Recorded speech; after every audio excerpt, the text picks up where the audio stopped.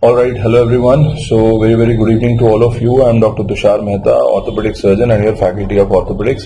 And I was here in time, well before time. In fact, I'm waiting for almost more than an hour just to start the session with you all. But pathology was taking a little more time, so I just got busy with some other things. Now very quickly we'll start orthopedics, we'll finish orthopedics.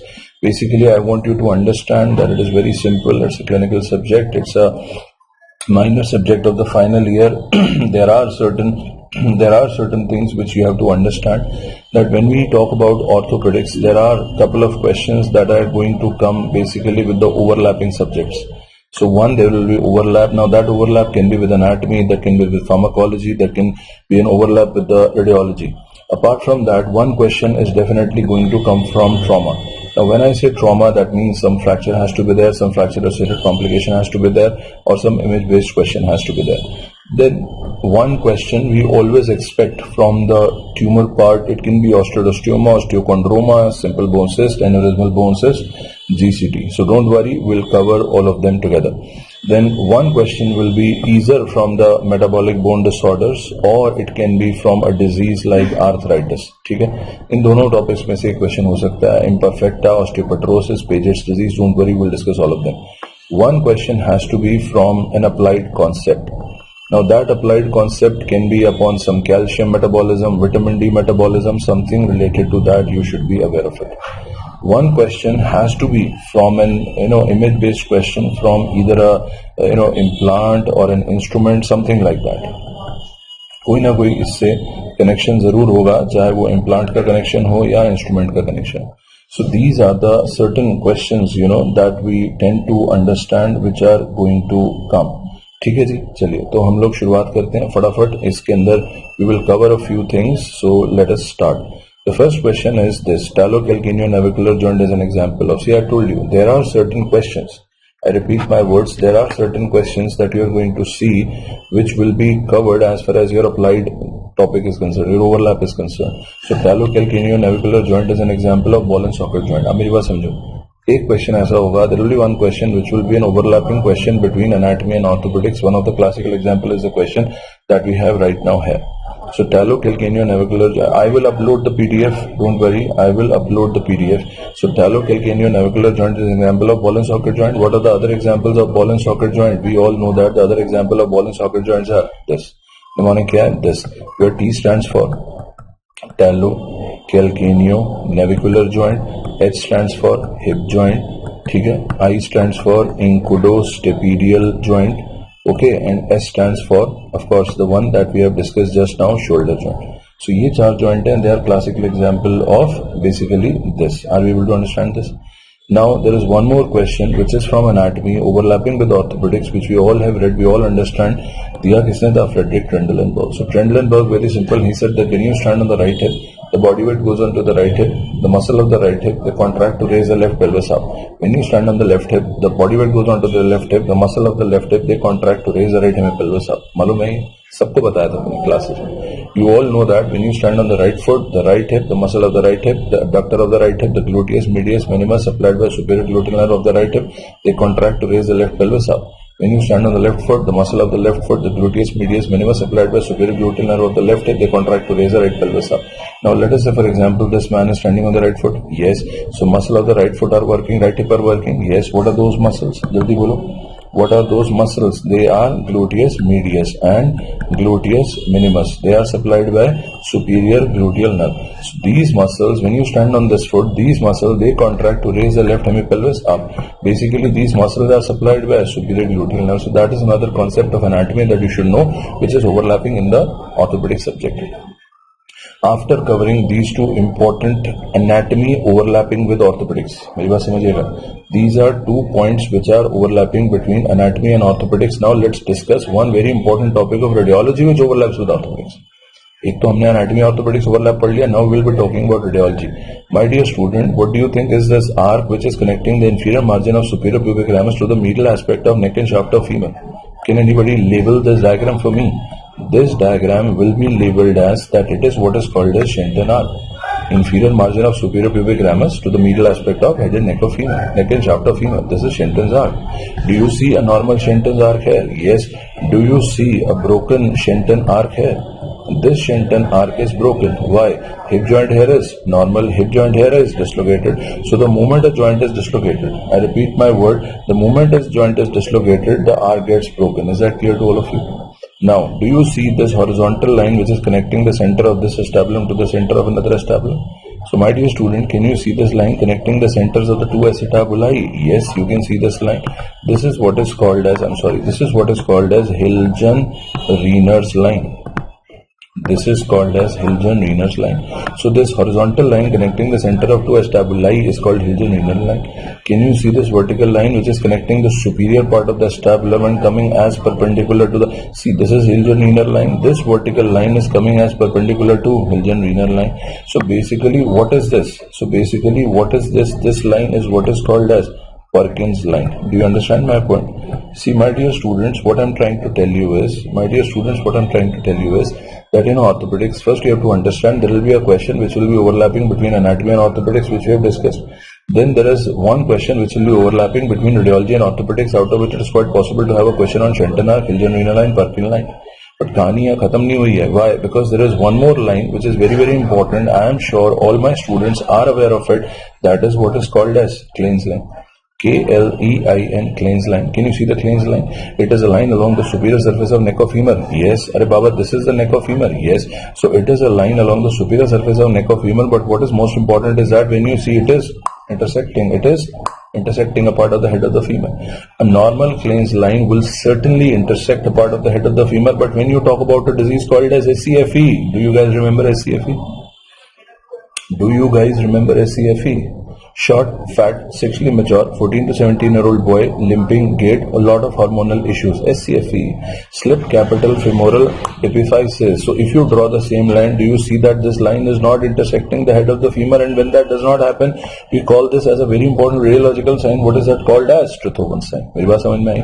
So Truthovan sign is a classical X-ray hallmark of this condition called as SCFE. So that was my point of view to basically explain that you can have two sorts of people, you can have two sorts of topics, you can have two sorts of questions.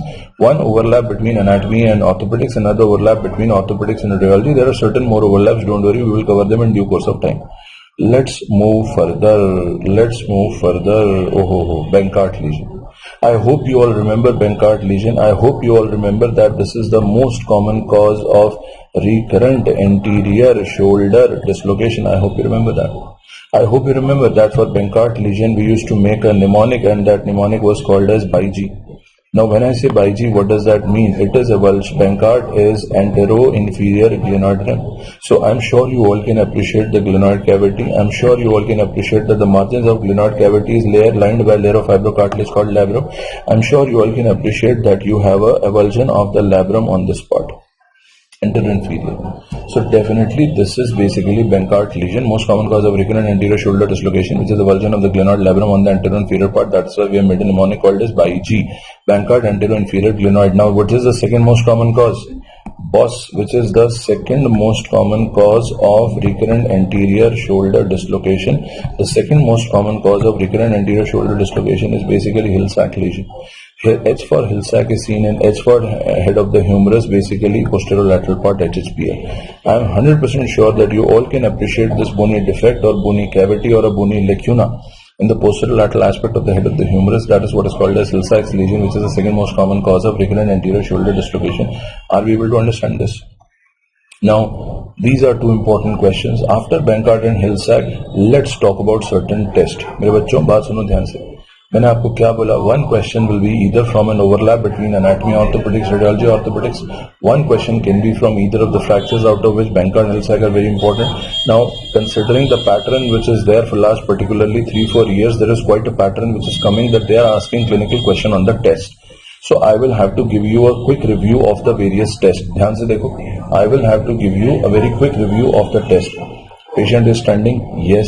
With the dorsum of the hand on the lumbosacral joint, yes. Now the examiner will put a hand. Examiner is going to put a hand against the palmar surface of the patient's hand, and the examiner will ask the patient to lift off the palm. I'm sure you can see that the patient has lifted off the palm. So this test is what is called as, come on, identify.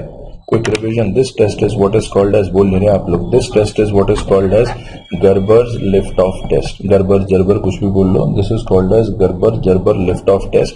It is done for which tendon tear? Come on, tell me. Subscapularis. Above which movement? Internal rotation. So steps are very simple. The person is asked to stand with the dorsum of the hand placed on the lumbosacral joint. Then examiner hand is placed along the palm of the patient, and the patient is asked to lift up the palm. Just lift it off. If the patient is able to do though, the test is negative, the tendon is normal. मेरी बात समझ में आ गई? I can see most of you are answering right. After lift off test, we have two more tests. After lift off test, we have two more tests which are very important. They can come as an image based question. Now see, what is this arrow? This arrow basically shows pull. What is this arrow? This arrow basically shows abduction. So imagine if the hip is dislocated like this. I want all of you to imagine if the hip is dislocated like this. When you pull and you abduct, what is going to happen? You will hear a tuck. You will hear a tuck. What is that tuck? That tuck is basically clunk of entry. That tuck is basically clunk of entry. What does that mean? That means that hip was dislocated. That means that hip was dislocated, which you have, come on, speak up, which you have reduced. What do you mean by that? You mean by that just one thing. That is what is called as Ottolani's test. So when you pull and abduct, you do tuck. That is reduction is there. That means Ottolani's test, hip was dislocated. Now what does this arrow show? This arrow shows push. And what does this arrow show? This arrow shows adduction. So now the hip is reduced. Hip is reduced like this. When you push it up, it will dislocate. When you leave it, you will hear a tuck. When you push it up, it will dislocate. When you will leave it, you will hear a tuck. That means that the hip was not only dislocated. It is quite possible to dislocate and reduce it easily in future. That means that the hip is, come on, speak up. That means that the hip is dislocatable. So Otolani tells you that hip was dislocated. Barlow's tells you that hip will be dislocated in future, so dislocatable. Now I told you I am going to revise all these clinical tests with you. We have already done 3: subscapularis, then Otolani, then Barlow. Now time for the next one. This is what is called as telescopy test. Again, this test is something that you do in this condition called as DDH. Otolani, Barlow, DDH, telescopy, DDH, developmental dysplasia of hip.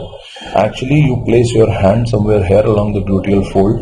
Then one time you push this area, one time you pull this area. When you will push this area, you will feel the head hitting here. When you will pull this area, you will feel the head going up. So why do we call it a telescopy test? Because telescope means tube within a tube. So you push, you pull, you push, you pull, you push, you pull. So technically one hand is placed under the buttock with another hand. You're pushing, pulling. That is what is called telescopy test, which is used in DDH. Now what do you think about this test? What do you think about this test? Come on, speak quickly. What do you think about this test? A very important test for a knee ligament injury. If you understand it, that's good. If you can't, that's even better, because this test is never going to come. In your exam. Are you understanding my point? Because the test is obsolete. Do you remember? This test is never going to come in your exam because this test is completely obsolete. What is this test? Anybody? Yes, this is Apley's grinding test. Alright? This is Apley's grinding test. Where do you use it? It is used for meniscal tear. But this test is completely obsolete. Patient is lying down prone, knee is flexed by 90 degree. Examiner is holding the sole of the foot, rotating the foot internally, rotating the foot externally, rotating the foot internally, and then pushing it down. And patient will say joint line tenderness. Are we able to understand this? Apley's grinding test. समझ में आ जाए अच्छा, ना आ जाए उससे भी अच्छा, because करते नहीं है. क्यों नहीं करते? This test may or may not detect a meniscal tear. It can certainly give you a meniscal tear. What is the name of this test where knee is flexed by 90 degree? What is the name of this test where knee is flexed by 90 degree?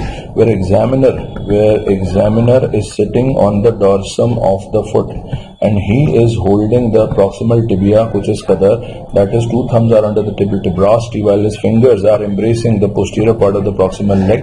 And what is he doing? He is trying to exert to draw on the tibia anteriorly with respect to femur. So what is the name of this test? Come on. This image is very clear and very obvious. This is called as anterior drawer test, and this is done for ACL tear. But is that a good test in acute injury? No, this is not a good test in acute injury, because for an acute injury you have to understand that you have to do the knee flexion of 30 degree. Knee flexion of 30 degree is very important because this is the most comfortable position of the knee. 30 degree flexion is the most comfortable position of the knee. So this test, in which you are holding the distal femur and the proximal tibia in both your hands, you are flexing the knee by 30 degree, and then you are doing what you were doing in anterior drawer, that is anterior translation of the tibia with respect to femur. That is what is called as, come on, speak up, Latchman's test. It is comparatively a better test for acute ACL tear. Always remember this. Alright, so this is called as Latchman's test. Now what do you think about this test? I am a patient, I come to you, I tell you that in the night I have tingling and numbness in medial 3.5 fingers. You will say, sir, you are a case of carpal tunnel syndrome, median nerve compression. Then you ask me to palmar flex both the wrists. Then you ask me to approximate dorsum of both the hands, just like in this posture. You ask me to stand like this in this posture for a period of 60 seconds. After 40 seconds, I do like this. Because there is tingling and numbness. Because there is tingling and numbness in my hand. That means you have provoked my symptoms. So this is what is called as, alright, this is what is called as Phelan's test. It is done for carpal tunnel syndrome, that is compression of median nerve. Alright, basically both the dorsum of the wrist are approximated with the wrist in palmar flexion. That is called as Phelan's test. After Phelan's test, we have the next test, where you are applying a direct pressure by the thumb of the examiner over the median nerve inside the carpal tunnel. I have a hand as a thumb as a takat. So I will apply direct pressure here on the median and inside the carpal tunnel. I will hold it for 60 seconds. 30 seconds later, patient bolta hai hata lo. Maine bola kyun kya hua? He said tingling and numbness in medial 3.5 fingers. So that means Durkan's carpal compression test. That means Durkan's carpal compression test. Durkan's carpal compression test. Again carpal tunnel syndrome, again median nerve compression. I want you to know that this is comparatively the most sensitive test. It is better than Phelan. It is better than the one which is coming right now, Tinel sign. Many people confuse this with Tinel. Nahin, this is not Tinel. Tinel is something different. What is Tinel? This is Tinel. We all know that median nerve is going like this. We all know that we have a hand is a finger is takat, power, pressure. So all we have to do is we have to tap the median nerve over the anatomy from proximal to distal, and the moment we will tap the median nerve at the level of carpal tunnel, tarange uthengi. So there will be tingling and numbness in lateral 3.5 finger, and we will say, oops, congratulations, you have Tinel sign, that is carpal tunnel syndrome, that is median nerve compression posture. Are we able to understand this? There is one more test that I want you to understand. This is what is called as Adson's test. This is what is called as Adson's test. Basically, I want you to remember that it is basically done for cervical rib. So what is important in Adson's test is, see, there is compression here, cervical rib, thoracic outlet syndrome. So the only thing you have to do is that you have to first ask the patient to hyperextend the neck, then rotate towards that side. Now somebody is feeling the radial pulse. He is able to feel the radial pulse. The moment you ask the patient to take a deep breath and hold it, the moment patient will take a deep breath and hold it, the pulse will disappear. Why? Because when you do that, surface area is compromised. When you do that, it is more compromised. But when you do that, it is completely compromised. So there is no flow over the subclavian artery. So no flow over the axillary, no flow over the brachial, no flow over the radial. So the moment you take a deep breath, the pulsation disappears, and the moment you leave the breath, pulsation reappears. So this is what is called as Adson's test, which you can do for a condition called as thoracic outlet syndrome. Are we able to understand this? Now after this, there is one more test that I want you to understand. That is what is called as Ober's test. Ober test is very simple. If you see this hip is in extension. Okay, this hip is in slight abduction. This hip is an extension, it is in slight abduction. Then you have the knee, which is basically in flexion. Now this is the position when a very specific tendon, a very specific muscle starts contracting. That is what is called as iliotibial band. So patient is in lateral position, yes. Patient is in lateral position. Yes. You have extended the hip. Yes. You have abducted the hip. Yes. After extending and abducting the hip, you are flexing the knee by 90 degree. Yes. You hold it like this. You hold it like this for a period of 1 to 2 minutes, and then you try to put that limb back parallel to the opposite limb. If you put it back like you have done in this image, that means your iliotibial band is absolutely normal. If you cannot do that, and if you feel that it is impossible to put it back, that means the test is positive. Ober's test is positive. Ober's test is positive. And what does that mean? That simply means that iliotibial band has gone into contracture. Simple. There is one more test, Patrick test, Faber test. This is also called as figure of 4 test. This is also called as figure of 4 test. So you can see that hip is in flexion. You can see that hip is in abduction. You can see that hip is in external rotation. So now you understand why it is called Faber. Because hip flexion mein hai, abduction mein hai, external rotation mein hai. Now what is called 4? You have to understand this is why it is called as 4. Alright. So this is why it is called as 4. Dekha na 4, dekha na sabne. So what you do is very simple. You ask the patient to lie down supine. Okay. Take the hip in flexion, abduction, external rotation. Okay. Then you press the iliac crest on this side, and then you press the inner part of the knee like this, and the patient will cry of pain here. Why? Because this patient is a patient of sacroiliitis, which is a classical universal ankylosing spondylitis. So कहीं ना कहीं patient की presentation एंगस्पॉन्ड की है और वो patient sacroiliitis show कर रहा है. Basically, it can show you unilateral sacroiliitis. That is one limitation of Patrick Faber figure of 4 test. You know that in ankylosing spondylitis, eventually both the sacroiliac joints are involved. So when you want to check that actually both the sacroiliac joints are involved or not, then you perform one more MCQ. That is what is called as Ganselin's test.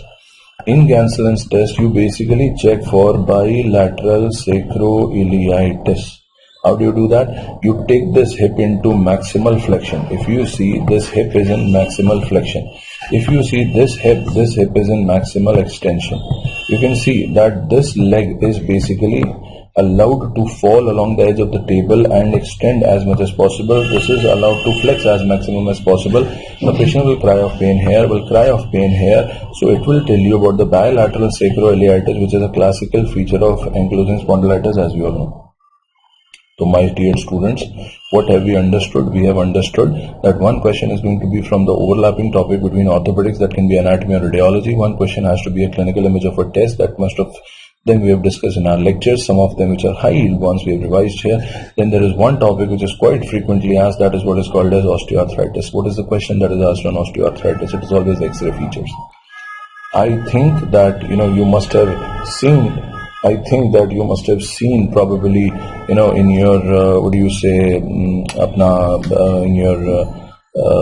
in your radiology lecture also yesterday, which was taken by Dr. Sumer. So I want you to understand that there are certain important X-ray findings of osteoarthritis also. Now first of all, you should know what is the first X-ray sign, which is the earliest X-ray sign. So as far as we talk about osteoarthritis of knee, which is the first X-ray sign, which is the earliest X-ray sign, very simple, that is asymmetric reduction in joint space. That is asymmetric reduction in joint space, where I want you to understand that medial narrowing is more comparatively seen as compared to the lateral narrowing. But what after that? Can you all tell me what are these small bony spicules called? Come on, yes. Can anybody tell me? What are these small bony spicules called? Osteophyte. The problem with an osteophyte is not an osteophyte. Osteophyte ka kya hai? To bante rehte hain. The problem is that sooner or later, today or tomorrow, this osteophyte will break down. It will break down and it will come inside the knee, and that will become something which will be called as a loose body. In erosive types of arthritis, inflammatory types of arthritis, you see a lot of lysis, you see a lot of destruction. But here, can you see this whitishness? Can you see this whitishness? This whitishness is basically what is called as subchondral sclerosis. This whitishness is what is called as subchondral sclerosis. This is a unique property of degenerative arthritis. Like osteoarthritis, you don't see much of a lysis, you see more of a sclerosis. Now the problem is that this synovial fluid has come and leaked out here. यहाँ पे छोटे छोटे cracks हुए, synovial fluid निकला और यहाँ पे आके इकट्ठा हो गया. Everybody here knows that collection of fluid. Everybody here knows that collection of fluid is what is called as cyst. Is that a cyst? Yes. Beneath the subchondral area? Yes. So what will you call it? You will call it subchondral cyst formation. So these are the important labeled findings. These are the important labeled findings of the X-ray of the osteoarthritis of knee. Are we able to understand this? चलो, now one question has to be from test, one has to be from anatomy or radiology, one has to be from the the arthritis or the metabolic disorder that we are going to discuss, one has to be an image based question of the various splints and tractions and casts that we use. Come on, tell me, what is this Thomas splint? Label it for me. What is this? This is inner bar. What is this? This is outer bar. How do you differentiate this is outer bar? You see a curve. Why do you see a curve? This is basically to accommodate the greater trochanter. What is this? This is ring. What is the shape of the ring? Circular. Shut up. It is oval. What is the angle of cross section between the ring and the inner bar? Usually 110 degree. What is this? Thomas splint. It was made by who? H.O. Thomas. He made it for whom? His wife. Wife had TB knee. Na rahi wife, na rahi TB, but it is most commonly now used for fracture of the shaft of the femur. It was made for something different. We use it for something different. That is very important. This is the love of an orthopedic surgeon. देख लो बीवियों के लिए क्या क्या कर रहे हैं. At the same time, there was W.C. Rongen, famous radiologist. He discovered X-ray, not for his wife, on his wife. And not many people know that later on his wife died of radiation-induced sarcoma. This is how radiologists do. एक बार में दो काम, X-ray का X-ray, बीवी से छुटकारा. So this is Thomas splint. There is one more splint that you see. There is one more splint that you might receive as a part of your image-based question. That is what is called as Böhler-Braun splint. I'm sure many of you have seen this splint in the ward. This is a common thing which we see. After Böhler-Braun splint, we use something which is called as a U slab or something which is called as a hanging cast. Particularly, precisely, we use this in fracture shaft of humerus. Sir, I get confused. There is no need to confuse. We call U slab as U slab because the shape is in the form of a U. We call that as hanging cast because your arm is actually hanging into that. So that is why U slab hanging cast. We use it for fracture of the shaft of humerus. Try to understand. Identify the splint. आंखें हटा दो. Identify the splint. Basically, I am 100% sure you all are aware of the fact that there is something which is called as brachial plexus palsy. There is something which is called as brachial plexus palsy. What happens in brachial plexus palsy? We all know that what happens. ये ऐसे हो जाता है. Internal rotation at shoulder and flexion and extension at the elbow. ये देखो. Don't you think that we have reversed the position of what we have in brachial plexus palsy? Yes. ठीक है. Now this is what is called as aeroplane splint, because if you classically see the posture of this person, and I mean if you for a minute, if you just imagine that he had a bilateral brachial plexus palsy, then this would have been the best position for this man. Sorry, apologies. This would have been the best position for a man to take off. तो इसको भी ऊपर ले जाना था, पीछे से बस, and then he would have taken off. So aeroplane splint, brachial plexus palsy. Now this is something which is very, very important. It's a overhead traction. It is a modified skin traction. It is used in children, particularly when age is less than 2 years and body weight is less than 10 kgs, and what we call this as gallows traction. A famous image-based question of one time, gallows traction, classically used for fracture shaft of femur. We hardly use it now. We hardly use it now. Even if I want to use it now, people won't let me. कौन सा बाप अपने बच्चे के पिछवाड़ों को हवा में लटकने के साथ साथ उसके दोनों पैरों को ऊपर खूंटे पे बांधेगा यार? खुद सोचो. I mean, which father will allow the buttocks to hang in the air and legs to be tied up and all this shit? So this thing doesn't happen. It is just an MCQ. Apart from that, nothing. What do you think in this curve? You can very well see that there is a lateral tilting of the spine. So obviously this is scoliosis. OMG, scoliosis is corrected. How? MCQ. So there is one more cast that I want you to remember. If at all image-based question comes, that is Reeser's cast that we use basically in what? Scoliosis. That is what we use in scoliosis. ठीक है. ये देखो, ये अलग ही level का चल रहा है यहाँ पे. So this is basically Minerva cast. Another very stupid image-based question that has come recently in the past also. Minerva cast, cervical spine injury. All these things are just imaginary, and any resemblance in reality is just a coincidence. ये सब MCQ मात्र काल्पनिक है, हकीकत से इनका कोई लेना देना नहीं है. We don't apply Reeser cast, we don't apply Minerva cast these days. Only they are coming in MCQs. That's all. Handshake cast versus glass holding cast. Very important question. We all know that handshake cast is something that we use in Colles fracture. Glass holding cast is something that we use in fracture scaphoid. Now many people, they get confused. I tell you one simple area to remember. Just look at the thumb. If your thumb is free, I repeat my point. If your thumb is free, it is handshake cast. If your thumb is covered, then you will call it a glass holding cast. Are you able to understand this? अंगूठे का भी खेल है sir. अंगूठा खा लिया, अंगूठा भरा हुआ है, बस बात खत्म. अंगूठा भरा हुआ है, ग्लास पकड़ा हुआ, अंगूठा खा लिया, हाथ में ला दें. Next, cylinder cast, tube cast. See, cylinder cast You have to understand that when we talk about cylinder cast or tube cast, of course everybody knows it is used in fracture patella. But why do we call it a cylinder cast? See, if you look at the shape of it, this is definitely just like that of a cylinder or a tube. So it is used in fracture patella. At the same time, I want you to be aware of the fact that there is one more cast. See, if it was starting here and finishing here, I would have called it a cylinder or a tube cast fracture patella, which we have just seen. But no, this is just holding the patellar tendon and it is going till the dorsum of the foot. So this is basically what is called as PTB cast. So this is patellar tendon bearing cast. Alright, so this is patellar tendon bearing cast, and this is something that we use in what? Fracture of the shaft of the tibia. So these are certain important images of certain splints and cast and tractions. And now let's talk about the instruments. I'm sure we all are aware of it that this end is pointed, this end is blunt, something in front of your own eyes which has 4 to 6 millimeter diameter, which is quite solid, and we all know that this is something which is the most common implant used for application of skeletal traction. This is called as Steinmann pin. Now Steinmann pin has got a modification. What is that modification? That in the center you will have grooves. Rest everything remains the same, blunt, pointed, diameter, solid, very same. Just the only difference that in the center you got certain grooves. That is what is called as Dunham pin. Now if you have Steinmann pin, okay, Dunham pin, okay, but if you have something which is called as a K wire or a Kirschner wire given by Martin Kirschner, you have to understand that both the ends are pointed. The first identification feature is in Steinmann Dunham, one is blunt, one is pointed. Here both the ends are pointed, plus the diameter is less. It is hardly usually of 2 millimeter. So Steinmann pin, you have identified Dunham pin, you have identified Kirschner wire, you have identified. Now whether you use Steinmann pin, whether you use Dunham pin, whether you use K wire, but at the end of the day everything has to get connected with what? Bowler stirrup. Every pin, wire, blah blah has to cross here. So everything has to be connected with this important thing here, bowler stirrup. Please identify. Now the next thing you need to see, you have seen K wire. Now it is the time for K nail. K wire was Kirschner wire. K nail is Kuncher nail. K wire was Martin Kirschner. This is Gerhard Kuncher. So Gerhard Kuncher gave this Kuncher's nail or K nail. You have to understand that it was discovered for mainly 2 bones. One was femur, one was tibia. It is completely obsolete. If at all it comes in the form of an image-based question, if it comes in the form of an image-based question, please try to understand that you have to see this clover leaf shaped cross section. That is only identification mark. It works on the principle of 3-point fixation, entry point, exit point, and the narrowest point of the bone, that is the isthmus.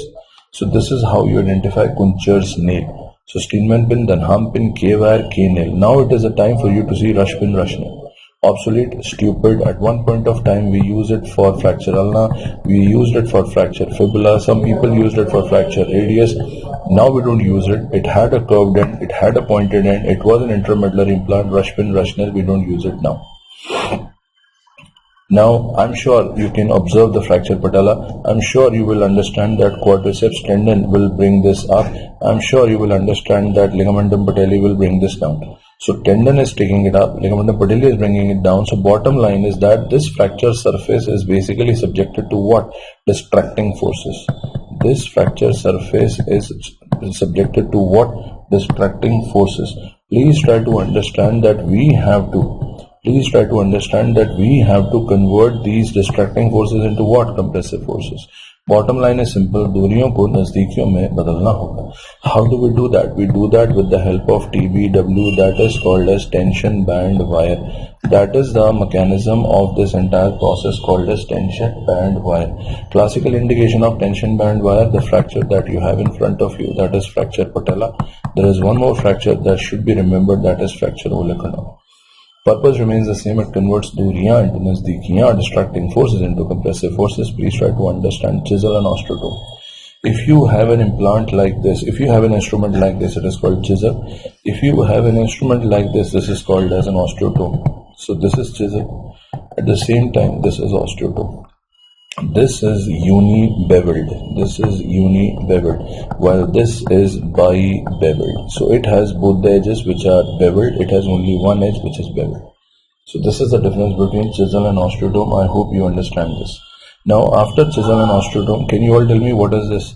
Do you see the edges? Oh my god, very sharp. कोई भी चीज हाथ में आएगी टक करके काट देगा. चीज को सामने रखते हुए ध्यान रखना. This is what is called as bone cutter. This is what is called as bone cutter, a famous image-based question. You have to see the edges. It can cut anything, so please take care. Bone cutter. Now, do you see the edges here? Edges are quite hollow from within. Edges are not sharp, edges are hollow from within. So when edges are hollow from within, that means it is going to hold that thing and is going to nibble it off. So this is basically what we call as bone nibbler. Still I get messages, sir वो cutter nibbler नहीं समझ आ रहा. बेटा, look at the edges again. देख लो, देख लो, देख लो, देख लो. ये क्या है? Cutter. ये क्या है? Nibbler. Look at the edges. You will get to know what I'm trying to tell you. आगे चलते हैं. Now what is this? Many people may say, sir, periosteal elevator, sir. अबे नहीं. This is what is called as Homan's bone liver. This is what is called as Homan's bone liver. It is used to liver out the bone. You are operating in a deep area, you have to dig the bone out, you use Homan's bone liver. What is this? Sir, this is पक्का periosteal elevator. अबे नहीं. This is what is called as Bristow's bone liver. वो भी bone liver था, ये भी bone liver है. वो होमन का था, ये ब्रिस्टो का है. सर पेरियोस्टियल एलिवेटर नहीं आ रहा, आ गया. This is basically Farabeuf periosteal elevator. You will always have it like this, where one edge will be very sharp, it will be beveled on one side, it will have a pen-like grip here. So this is basically periosteal elevator. So I want you to be very well versed with what is a bone cutter, what is a bone nibbler, what is a periosteal elevator, and what is a bone liver and nibbler and cutter and elevator. Very important. There are certain important fractures of the spine which we have to understand. And a man falling from the roof, falling from the height, ground body weight going down, ground direction going up, reaches the C1, that is the atlas, that is the ring with both the arches, and boom. So this is basically what? This is basically Jefferson's fracture. This is Jefferson's fracture. It is a fracture of the C1 involving both the arches. What do you call this fracture which is involving all the three columns of spine in one shot, just like a jackfruit is cut by jackknife? This is what is called as chance fracture. It is only because of Quentin Chance that it is called no chance fracture. Given an option, I would like to bloody call it a no chance fracture, because once this fracture happens, spinal cord is cut into two parts, proximal, distal. What we tell to the patient, welcome to Paraplegia Society. Below the level of lesion, no sensory activity, no motor activity, no sexual activity, no sphincter activity. So there will be a lot of issues. There will be a lot of issues over there. After chance fracture, do you see C2? Yes. Do you see access? Yes. Do you see fracture of the pedicle of C2? Yes. So this fracture of the pedicle of C2 is what is called as, come on, speak up, hangman's fracture. Okay, identify. Now what do you think about this fracture where you have C1, where you have C2, where you have C3, where you have C4, where you have C5, where you have C6, C7? What do you think about this avulsion fracture of tip of spinous process of C7? What do you think about this? So this is basically what is called as Clay-Schaubeler's fracture. Alright, so this is called as Clay-Schaubeler fracture. So these are important fractures from the spine that I want all of you to remember. Do you remember that there is a person who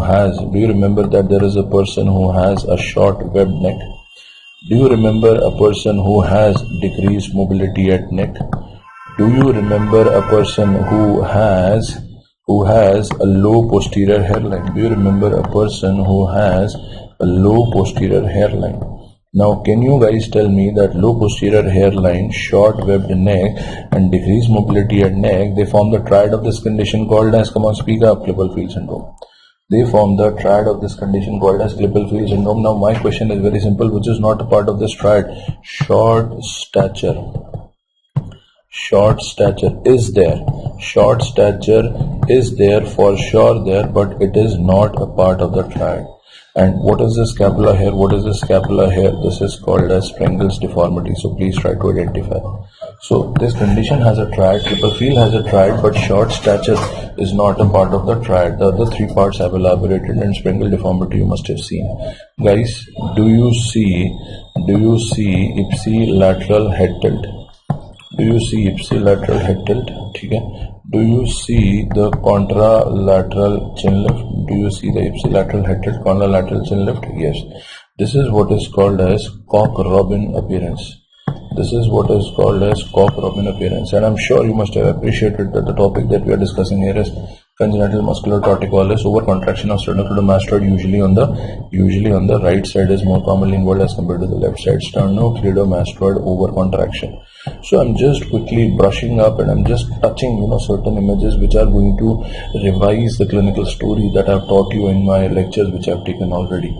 अभी सामने देखो, हो Saturday raat, over drinking, slept on the armchair, chair compresses radial nerve, morning wakes up with Saturday night palsy. My question to you is, will you do wait and watch? My question to you is, will you do surgery? My question to you is that will you apply a static cock-up splint? My question to you is that will you apply, fourth option is that will you apply a dynamic cock-up splint? You will not wait and watch because it will lead to contracture. You will not operate because there is no need. You will not apply static cock-up, again will lead to contracture. So what you will do is you will apply a dynamic cock-up splint. So please remember Dr. Kalyan and many students who are correctly answering it. In Saturday night palsy, treatment is not wait and watch, treatment is not surgery, treatment is not static cock-up splint, treatment is dynamic cock-up splint. Do we understand this? Moving further, in port spine, whenever we talk about a deformity, alright, in port spine, whenever we talk about a deformity in a child, that depends upon the number of prominent spinous processes, although it is also a fact that spinous process is one of the least commonly involved structure. Now there are three types of deformity. One is called as knuckle, another one is called as gibbous, another one is called as kyphus. Now how do you define deformity? If one spinous process is involved, knuckle, 2 or 3 are involved, gibbous, more than 3 are involved, kyphus. So you might get a photograph, I repeat, you might get a photograph of a deformity and they might ask you, so all you have to do is, you have to see, like here 2 spinous processes are prominent, so I will call this deformity as gibbous. Please try to understand this. Done. This is the classical surgery. Anterolateral decompression with bone grafting. This is the classical surgery that we do for a patient of port spine. Now what are the structures that we remove? Please try to understand what are the structures that we remove. We have shadowed them, we have highlighted them. So we remove this posterior part of rib, definitely we remove. Then we remove this part of the transverse process. Then we remove this part of the pedicle, okay. Then we remove this diseased vertebral body. Then we remove this diseased vertebral body or intervertebral disc. Alright, so these are the things which we remove and I want all of you to remember this. Now everyone knows that this deformity, if given in the exam, this is basically cubitus varus. We all know that. This is basically nothing but malunited supracondylar fracture humerus. We all know that it is a static deformity. We all know that it is a cosmetic deformity. Guys, cubitus varus, cubitus valgus, supracondylar, lateral condyle, malunion, non-union, static, dynamic, cosmetic, functional, surgery, after skeletal maturity, surgery as soon as possible, modified French osteotomy, Mills osteotomy. Even in my lecture, I told you to go back to your room, if you remember, stand in front of the mirror, apply the kundi, because applying kundi is the most crucial part here, because if somebody sees you doing this in front of the mirror, what will he think of you? समझ रहे हो ना, psychiatry में you've been told about auditory hallucinations and all those things. So please try to understand that this can come as an image-based question. So this is cubitus varus or Gunstock deformity. Now when we talk about VIC, what are the important points about VIC? See, understand that wrist is usually flexed. Like, okay, I'll show you here. So wrist is usually flexed. Okay, wrist is usually flexed. MP joints are usually hyperextended. MCPJ are usually hyperextended. Okay, PIP and DIP, these are usually flexed. Okay, palm is usually hollow. Forearm is atrophic. So these are the things which are important for Volkmann deformity. You can see like this. This is atrophic, although mine is not. Palm is hollow, although mine is not. Wrist is flexed, I can show you. NP joints are hyperextended, PIP, DIP are flexed. So this is Volkmann's hand or Volkmann's deformity, which we have already discussed in the classes. समझ में आया क्या? Now, what do you think about this? What do you think about this X-ray image? Don't you think you have an ectopic bone? Don't you think you have a benign bone? Don't you think you have an abnormal bone? Don't you think you have a pathological bone? Don't you think so? So you have an ectopic, benign, abnormal, pathological bone formation. Don't you think that the most common joint involved is elbow followed by hip? Don't you think that most common compartment is basically anterior? Don't you think that most common muscle which is involved is basically brachialis? What do you think about this condition which appears as a complication of supracondylar fracture humerus? Come on, speak up. This is myositis ossificans. Do you remember that lady, that mother whom I told you no passive massage, manipulation, mobilization, but she did not listen to me and she did that, and there was excessive stretching of the periosteum which resulted into this boat formation. Now, do you see cubitus valgus? Yes, you can see cubitus valgus. Do you know that this is basically due to non-united fracture of the lateral condyle of the humerus? Do you know that this is dynamic? Do you know that this is functional? Do you know that? Do you know that surgery will be done and that too as soon as possible? Do you know these things? Chaliye. Now let's move further. Beta, do you see that there is a fracture of the ulnar shaft in the proximal 1/3? Come on, everyone, quickly answer me. Do you think that radial head is dislocated? It's a revision session, but I am not getting any answers. This is what is called as Montegia's fracture. So there is a fracture of the proximal 1/3 of the ulnar shaft along with the radial head dislocation. This is Montegia's fracture. Now look at this. Do you see a fracture is there? Yes. Do you see fracture is at the shaft of the radius? Yes. Do you see that the fracture of the shaft of the radius is at the junction of middle and distal 1/3? Yes, you can very well appreciate that. Apart from that, do you see that the distal radioulnar joint has gone into what? Disruption. So what do you think? DR user disruption along with this fracture. What will you call this fracture as? This is what is called as Galeazzi's fracture. Alright, so this is called as Galeazzi's fracture. Watchman, I told you don't go there, it's a girl's hostel. You didn't listen to me. The watchman came, he blew that stick on you in your protection, you did this and the stick came here. So you can very well see that there is a isolated fracture of shaft of ulna. Apart from this, you hardly see anything. So this fracture is what is called as nightstick fracture. Alright, so this is what is called as nightstick fracture. Now, what do you think about this fracture, which is an oblique fracture? Yes. Displaced fracture? Yes. Shaft of humerus? Yes. At the classical junction of upper 2/3 and lower 1/3? Yes.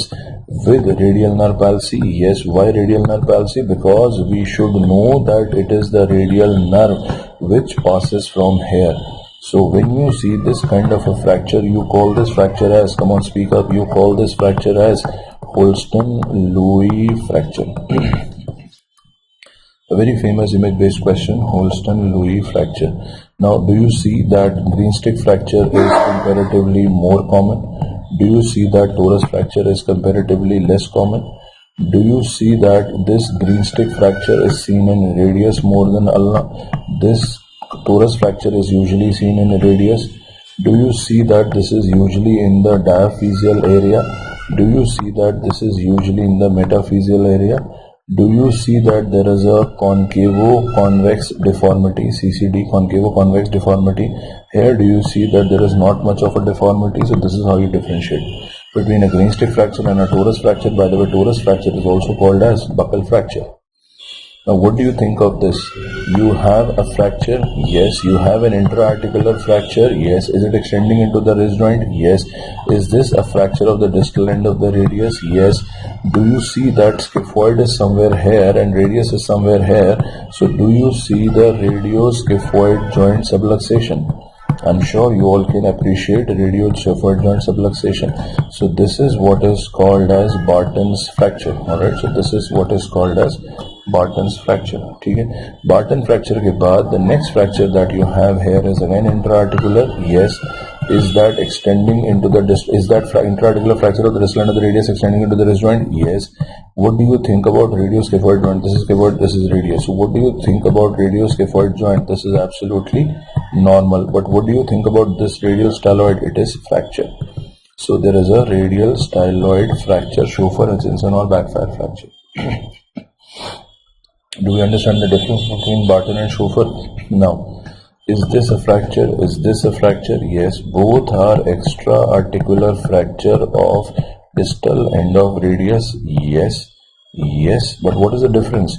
If you have the dorsal displacement of distal fragment, we will call it Colles. If you have the volar displacement of the distal fragment. If you have the volar displacement of the distal fragment, that is called as Smith fracture, or also what is called as reverse Cooley's fracture. Are we able to understand this? Now, this is a fracture, this is a fracture. Both are intra-articular fracture, yes. Both are at the base of the first metacarpal, yes. Then what is special about it? This is oblique and displaced. What is special about it? This is T, V or Y shaped, and not only T, V, Y shaped but also, come on, speak up, community. So this is Bennett and this is Rolando. So I told you what is common between them, what is different between them, you should be aware of it. If there is a extensor tendon injury, if there is a extensor tendon injury, that is what is called as mallet finger. But if there is a flexor tendon injury, if there is a flexor digitorum profundus tendon injury, okay, extensor tendon injury, we call it mallet finger. Flexor tendon injury, we call it jersey finger. If there is an injury to the ulnar collateral ligament on first metacarpophalangeal joint, that is what is called as gamekeeper's, or so what is called as skier's thumb. Are we able to understand this? I'm very happy to see such prompt responses from all of you students. So that is very good. So this is called as gamekeeper's thumb or skier's thumb. Now this is a topic which is again an overlapping topic between orthopedics and radiology. There is a term called as osteochondritis or osteochondrosis. It can be of different parts. It can be pressure type, traction type. So do you see that head of the second metatarsal? Do you see that head of the second metatarsal is involved? This is called as Freiberg's disease. Do you see that here navicular bone is involved? This is what is called as Kohler's disease. Do you see that you can visualize scaphoid, you can visualize capitate, you can visualize trichotrum, everything you can visualize, but you cannot visualize lunate because of the pressure, the blood supply is gone. So this is what is called as, come on, speak up, Kienbock's disease.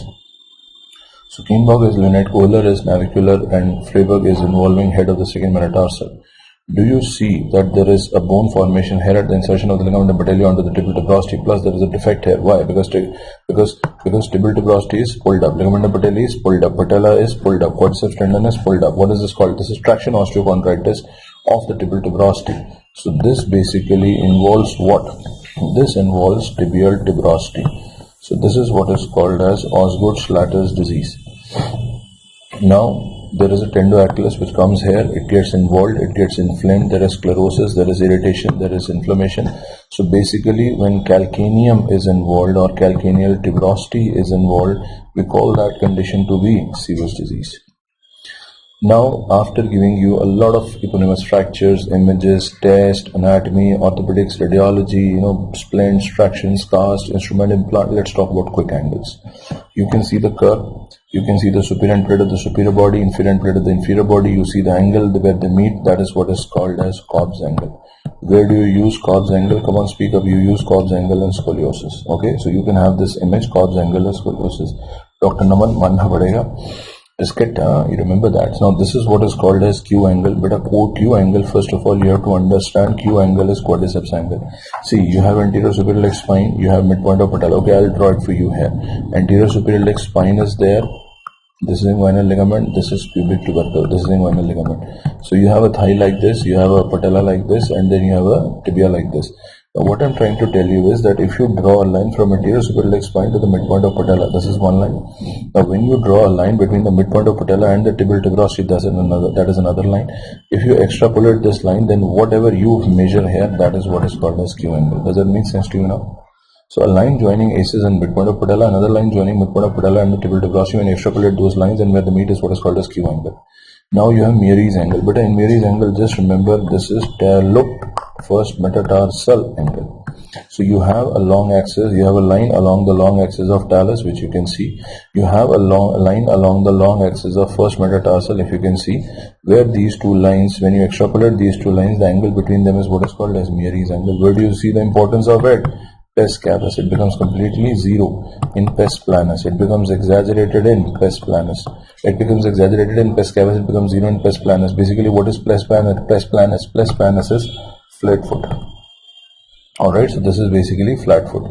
Now, do you see this line which is along the parallel to the floor? Do you see this line which is along parallel to the floor? Do you see this line which is along the physis, the growth plate? Do you see that? This is what is called as Hilgen-Reiner angle. बेटा एक हमने देखा था Hilgen-Reiner line. This is Hilgen-Reiner angle. Where do you see Hilgen-Reiner angle? Coxa-Vara. What happens to it? It is increased. What is normal value? 25. What is increased? 60. If you remember the values, it's good. If you can't, that's even better. Nobody is going to ask you.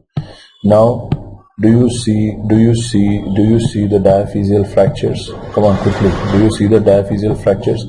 Do you see that these diaphyseal fractures are in different stages of healing? याद आया कुछ?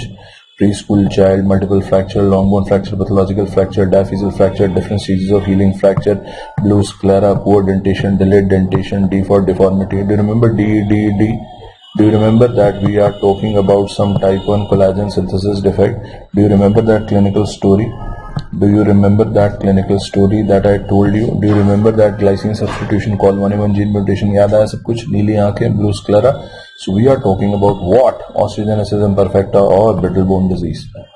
At the same time, I told you one more story where you have a 2-month-old infant who had bone marrow suppression, pancytopenia, hepatosplenomegaly, multiple infection, bleeding episodes. Do you remember?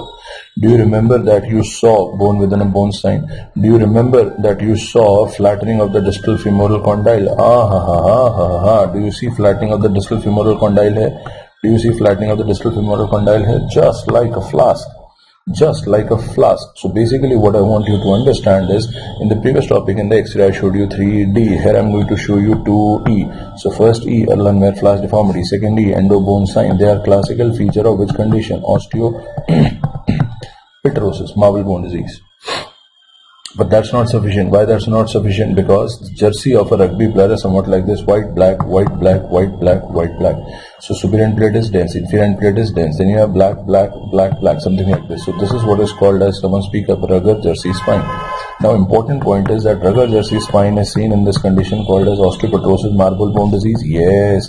It is also seen in another condition called as osteodystrophy. Yes. What is most important for all of us to remember is that if you are compared between the two, you will choose R for Ruger jersey is more classical of R for ROD. I hope you remember this sign. I hope you remember this black translucency here, which resembles to that of a flame. नहीं तो बोलते हैं लोग घास का तीला है. Do you remember blade of grass sign? Do you remember flame sign? Do you remember advancing wedge sign? Do you remember that radiology people have also taught you this? This is what is classical X-ray sign of something which is called as Paget's disease of bone. The classical hallmark feature is highly elevated level of alkaline phosphatase. Do you remember? And do you remember the thinning of the skull? Do you remember the circumscribed patch of osteoporosis? Do you remember osteoporosis circumscripta? The second X-ray sign that you see in Paget's disease of bone. Do you see the moticopody? Do you see the thickened outer table of the skull? Do you see this white spots? So this is the third X-ray sign that you see, which is called as cotton wool skull, another important feature of Paget's disease of bone. Now if you see this bone, this is tibia, yes. Lateral view, yes. Can you see a break in the anterior cortex? Yes. I would have called it break in the anterior cortex of the tibia, but radiologists say nahi, kela kat gaya, banana fracture. After banana fracture, the fifth X-ray sign that you have here is what is called as picture frame spine. The fifth X-ray fracture that we have here is called as picture frame spine. Superior dense, inferior dense, anterior dense, posterior dense. So this is a picture frame. आओ बस picture लगा लो. So this is picture frame spine, the fifth X-ray sign of Paget's. Sixth X-ray sign of Paget's, Tamo Center sign. Some cartoon character Tamo Center who had an excessively protuberant frontal bone and used to wear a hat to hide that. So this excessively protuberant frontal bone is what is called as Tamo Center sign. We all know that this is the seventh X-ray sign of the Paget's. We all know that this is the iliopectineal line. Now what is the significance of iliopectineal line? That it makes something which is called as a pelvic brim. Now can you see a normal brim here? But can you see a thickened sclerotic brim here? So thick sclerotic iliopectineal line. Thick and sclerotic iliopectineal line is what is called as brim sign. Classical 7 X-ray signs of Paget's is something that you have to remember. Now what is this? It's a ribbon-like translucency. So this is basically a loser zone. Classical overlapping question between orthopedics and radiology. Loser zone, as we all know, it's a classical X-ray hallmark of a condition called as osteomalacia. Very, very important. Bone is not loser, patient is not loser, the doctor who gave this ML loser. Now, my dear student, you saw this vertebral body. If this is dense, we call it Raghadarsi spine. If all four are dense, we call it picture frame spine. Forget it. Superior end plate is concave, inferior end plate is concave, and you have a collapse here. That is what is called as fish mouth spine, also called as biconcave vertebra. Interesting point that it can be seen in osteomalacia. Interesting point that it can be seen in osteoporosis. Now, what is most important is that it can be seen in both the condition, but if you have to mark one, then you will choose M for mouth, M for Malaysia. That is more important. Very simple. On the DEXA scan, you all should know that what is the interpretation of osteoporosis. See, it is very simple. If your T-score is between 0 to -1, we will call it normal. If it is between -1 to -2.5, we will call it osteopenia. If it is less than -2.5, we will call it osteoporosis. So basically, the WHO definition of osteoporosis when the T-score is less than -2.5. So please do remember this. Now, you are putting a cement just inside the vertebral body without any balloon protection. That is what is called as vertebroplasty. But if you are putting it with a balloon, then definitely you are doing a technically safe surgery, a technically superior surgery, less chances of leakage, less chances of compression over the spinal cord. You are doing balloon kyphoplasty. It is technically advanced and superior. Whenever we talk about acute osteomyelitis, the classical pathological hallmark is something that you have abscess. What does that mean? Organism आया हाँ, bone खाया हाँ, debris बनाया हाँ, pus बनाया हाँ, lining बन गया abscess. But when you see something which is called as chronic osteomyelitis, when do I say that acute has turned into chronic? When we know that whatever destruction has happened within the bone is now coming to lie on the external aspect of the skin in front of the entire world. We call it chronic osteomyelitis. What is the pathological hallmark of chronic osteomyelitis? Sequestrum. Now, there is one thing that I want you to understand is that basically this is what is called as sequestrum. Okay, this is one thing that is what is called as involucrum. So this is that reactive subperiosteal immature newborn which is formed around sequestrum called involucrum. Now, there are certain holes. There are certain holes in the involucrum. They are called as cloacae. While there are certain holes in the skin, they are called as sinus. Please try to remember, holes in the skin are called sinus. Holes in the involucrum are called as cloacae. You can see that here also. So this is your sequestrum, this is your involucrum, and basically these are your cloacae. Okay, so please do remember this. Now, when you drill here, you can see the punctured bleeding spots. But when you drill here, you don't see any punctured bleeding spots. So that is what is called as paprika sign. Please do remember. It is a measure of a good feature. Now, this is basically Brody's abscess. This image can come just as a, spotter that there is a young chap, there is a young male, there is mild pus formation, there is mild pain, there is mild swelling. Most common bone involved is tibia, and that to the metaphyseal diaphyseal junction. This is Brody's abscess. But if you see a clinical question where there is a child and it's a 10-year-old child and swelling is the main feature, you don't see any pus, you see periosteal reaction. So that is basically Gary's osteomyelitis, where most common bone involved, as we all know, is mandible followed by tibia. As far as this condition is concerned, I'm sure you all are aware of it. What I'm trying to tell you is that C stands for cavus, A stands for adduction, V is nothing but basically inversion, and we all know that adduction plus inversion is combined together to be called as varus, and then E basically stands for equinus. Alright, so this is basically clubfoot.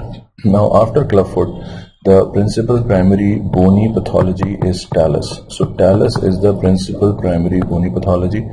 Talonavicular joint is the principal primary joint pathology. Then two tendons are the principal primary involved in pathology. One is tendoachilles, which is basically responsible for equinus. The other tendon is tibialis posterior, which is basically responsible in creating this deformity called as varus. So this is important. Now, you can very well see that this technique, which is basically shown here, is called as Ponseti technique. Many times you see questions on Ponseti technique, that how it is involved. As far as CTV shoes are concerned, just remember three important properties. There should not be any heel. The inner border should be straight so that there is no adduction, and there should be a raise on the outer side so that the foot always lies in the eversion process. So you have to avoid that. That is important. A fracture of the lateral tibial condyle. Fracture of the lateral tibial condyle is what is called as bumper's fracture. But if you have a spiral hairline fracture of the distal tibia, that is what is called as toddler's fracture, also called as cast fracture, childhood accidental spiral tibial fracture. Now again, a spiral hairline fracture in unaccustomed runner who have nothing to do with running, that is basically runner's fracture. It's again a hairline fracture. If you have a fracture here at the metaphysio-diaphyseal junction of the base of the fifth metatarsal, so that is what is called as Jones fracture. That is what is called as Jones fracture. But if you have an avulsion fracture here, if you have an avulsion fracture here, not at the metaphysio-diaphyseal junction, but basically at the tuberosity of the base of the fifth metatarsal, that is basically what is called as pseudo-Jones fracture. So this is how you differentiate between Jones and pseudo-Jones. Now please remember, as far as March fracture is concerned, please correct it. It is a stress fracture of neck of second metatarsal. Then one more fracture, as we all know here, this is basically jumper's fracture, of course due to fall from height. So this is an H-shaped sacral fracture, H-shaped sacral fracture. Then we have Lover's fracture. Lover's fracture is basically an intra-articular fracture of calcaneum. This is a Lover's fracture, an intra-articular fracture of calcaneum. Now what is a straddle fracture? That all four rami, so all four rami, that is bilateral, superior and inferior, all pubic rami are fractured. That is what is called as straddle fracture. Aviator's fracture, I am sure you all can see that fracture of neck of talus is what is called as aviator's fracture. This is a fracture of the femoral condyles. This is a fracture of the femoral condyles in coronal plane. So this is a fracture of the femoral condyles in coronal plane. So that is basically what is called as Hoffa's fracture. Now if you see this is a tumor. Yes, it's a growth of the bone. Yes, it is in the metaphyseal area. Yes, it has a bony stalk. Yes, it has a cartilaginous cap. Yes. So what I'm talking about here is osteochondroma.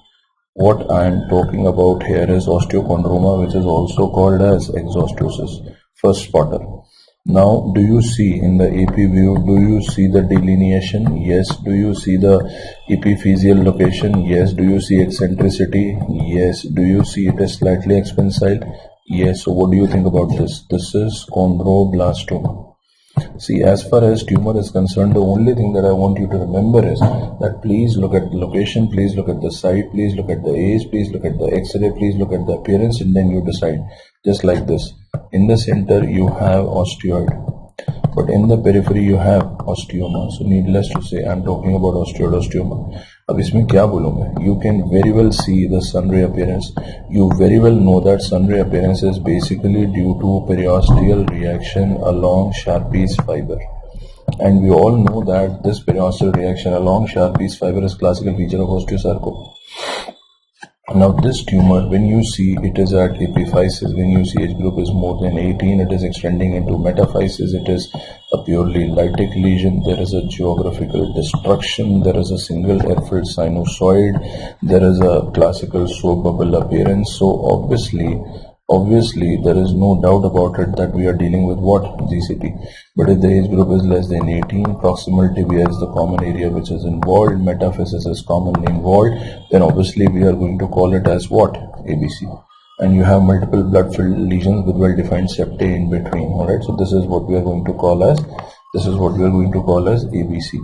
Now the next thing we are going to see here is this. So you can see the small bones are involved, phalanges are involved, enchondromas are classical of it. But if you have multiple enchondromatosis, if you have multiple enchondromas, you will call them as Olier's disease, plus if you have cavernous hemangioma, okay, if you have phlebolith, then you are going to call it as Maffucci syndrome. So please remember this. This is Olier's, but if you add these two, you become Maffucci. So this is enchondroma. Just a couple of one-liner that whenever we talk about fracture healing, hematoma is made within a week, inflammation 2 to 3 weeks, soft callus 3rd week. This is when radiologist says congratulations, bone has healed. Woven bone, hard callus 4 to 6 weeks. This is the first clinical stage of union. This is the first clinical stage. This is the first radiological stage. Finally, remodeling, which takes around 2 to 3 years. So these are certain important points that I wanted to discuss. I wanted to touch just before 1 month of the examination. So technically 30 days are left.